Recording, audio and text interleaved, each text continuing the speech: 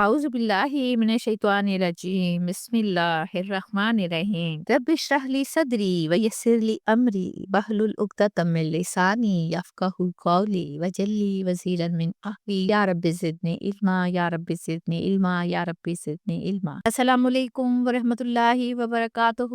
پیارے اسٹوڈینٹ، پیارے ٹیچرز، میرے دوست احباب، میری فیملی، آپ سب کیسے ہیں؟ مجھے امید ہے آپ خیریت سے ہوں گے، انجوائے کر رہے ہوں گے لائف کو۔ کام کے ساتھ ساتھ ہم لوگ اللہ تعالیٰ کے لیے نماز بھی پڑھ رہے ہوں گے اور اللہ تعالیٰ کے کتاب قرآن پاک کا بھی ذکر کر رہے ہوں گے، کسی نہ کسی شکل میں، کہیں نہ کہیں سے بھی، لیکن ذکر ضرور کر رہے ہوں گے۔ اور اللہ تعالیٰ، میری دعا ہے میری آنے والی نسلوں سے دائی دین پیدا کرے، آمین۔ آئیے اپنے لیسن کی طرف چلتے ہیں۔ پچھلی آیات میں جہاد میں نہ جانے والوں میں ایک سردار کا ذکر کیا گیا۔ دوسرے یہ کہ منافق خوش ہوتے ہیں جب آپ اور مسلمانوں کو کوئی تکلیف پہنچتی ہے، جب آپ صلی اللہ علیہ وآلہ وسلم اور مسلمانوں کو کوئی تکلیف پہنچی ہے، جبکہ خوشی کے موقع پر حسد اور جلن میں مبتلا ہو جاتے ہیں۔ آخرت کے دن وہ دیکھ لیں گے کہ کون فائدے میں رہا اور کون نقصان میں۔ آج کل ہم جو آیات پڑھ رہے ہیں وہ منافقین کے بارے میں مسلسل آ رہی ہیں۔ اب منافقین کون تھے؟ جو ویسے تو ایمان لے آئے تھے، کلمہ پڑھ لیا تھا، مسلمان ہو گئے تھے، مسلمانوں میں شامل بھی تھی، لیکن دل میں کفر رکھتے تھے۔ اب ان کے لیے پہچان کتنی مشکل ہے، ان کو پہچاننا کہ مسلمانوں میں منافق کون کون سے ہیں۔ آئیے آج پڑھتے ہیں آیت نمبر سورۃ التوبہ کی 53۔ کل انفقوا، کہہ دیجئے آپ، تم خرچ کرو، وطوعاً اور کرہن، خوشی سے یا ناخوشی سے، لن یتقبل منکم، ہرگز قبول نہیں کیا جائے گا تم سے، انکم کنتم، بے شک تم ہو، قوما فاسقین، نافرمان قوم۔ یہ بھی منافقوں کے بارے میں ہے۔ دیکھیں، پچھلی آیات میں ہم نے سردار خود بن قیس کے بارے میں پڑھا تھا، آپ کو یاد ہوگا، جس نے کہا تھا کہ مجھے وہاں مت لے کر جائیے، میں تو رومی عورتوں کو دیکھ کر بہک جاؤں گا۔ اس نے یہ بھی کہا کہ جا تو نہیں سکتا، ہاں اگر پیسے کی ضرورت ہے تو وہ میں دینے کو تیار ہوں۔ تب یہ آیت نازل ہوئی، اللہ سبحانہ وتعالیٰ فرما رہے ہیں کہ کسی بے اعتقاد انسان کا مال قبول نہیں ہوتا، چاہے وہ خوشی سے کریں یا بے دلی سے۔ اب دیکھیں، منافق لوگ کیا جہاد کے لیے مال خوشی سے دیں گے؟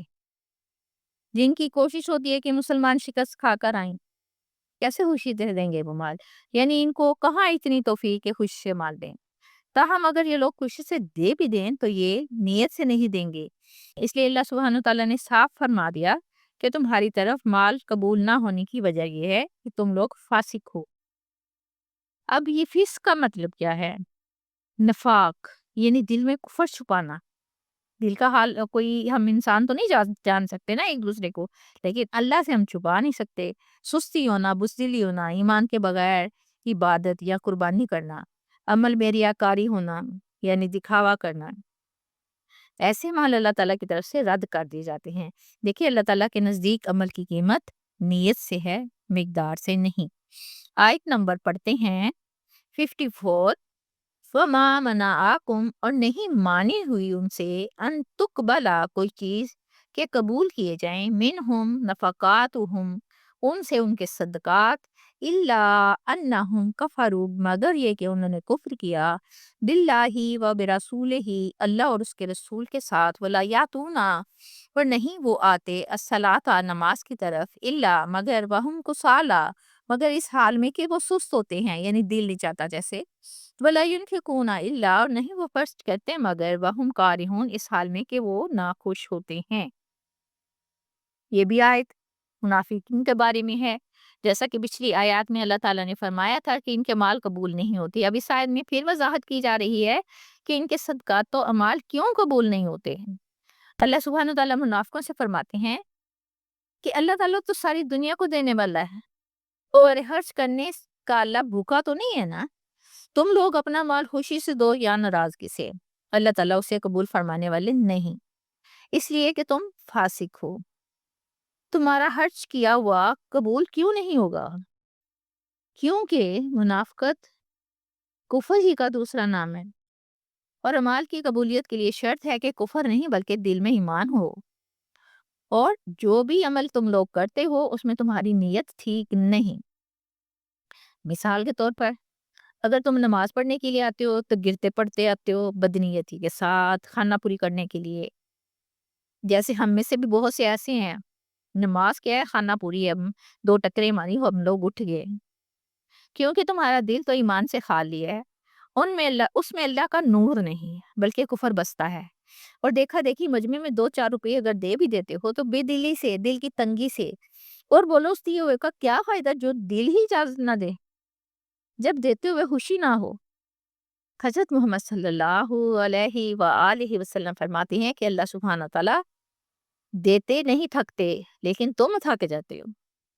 دیکھیں اللہ تعالیٰ پاک ہیں اور پاک چیزیں قبول فرماتے ہیں، اسی لیے متقی لوگوں کے اعمال قبول ہوتے ہیں جبکہ تمہارے نہیں۔ سورۃ التوبہ کی آیت نمبر 55 اور 56 پڑھتے ہیں، کیونکہ ٹاپک ایک دوسرے سے مل رہے ہیں اس لیے بعض کا دو آیات اکٹھی ہو جاتی ہیں۔ فلا تو جب کا، چنانچہ حیرت میں نہ ڈالیں آپ کو، اموالہم، ان کے مال، ولا اولادہم، اور نہ ان کی اولاد، انما یرید اللہ، در حقیقت اللہ چاہتا ہے، لیعذبہم، کہ وہ عذاب دے انہیں بھی بہا فی الحیات الدنیا، ان کے ذریعے دنیوی زندگی میں۔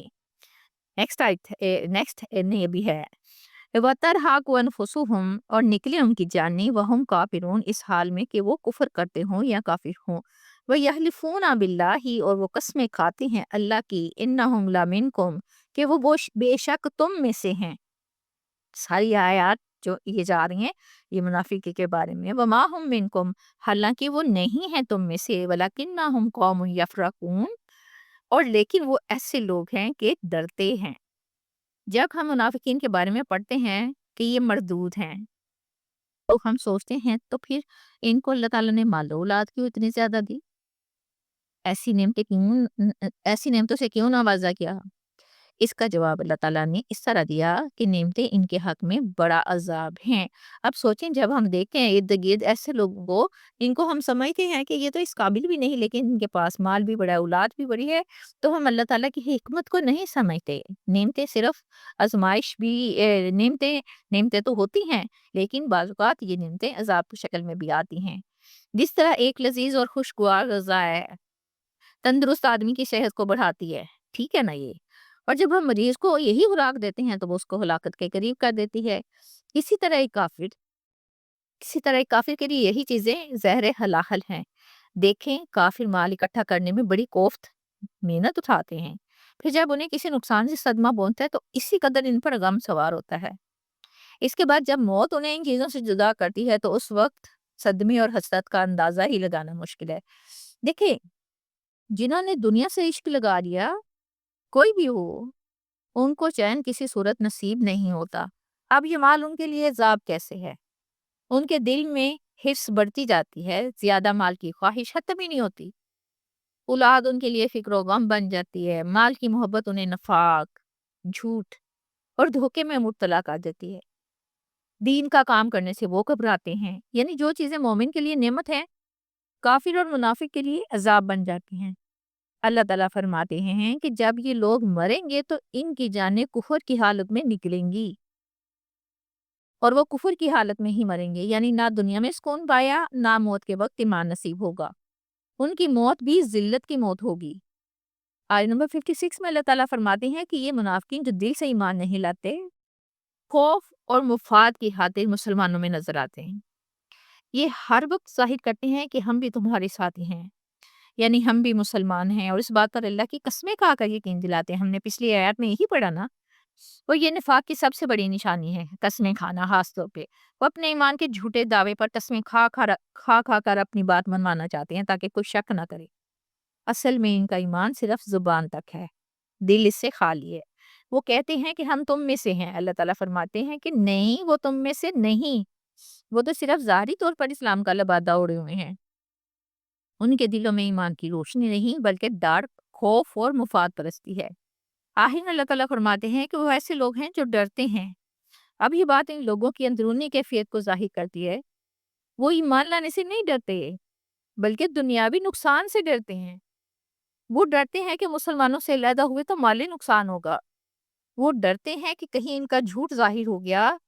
وہ ڈرتے ہیں کہ کہیں جہاد کے موقع پر پکڑے نہ جائیں۔ یہ ڈر جو ہے ان کے لیے خوف کا باعث بنا رہتا ہے۔ میری بات آپ کی سمجھ میں آ گئی ہوگی، اسی لیے میں آپ سے اجازت چاہتی ہوں۔ ہنستے رہیے، بستے رہیے، خوش رہیے، بات دی اللہ کی امان میں رہیے، انشاءاللہ پھر ملیں گے، تب تک کے لیے اللہ حافظ۔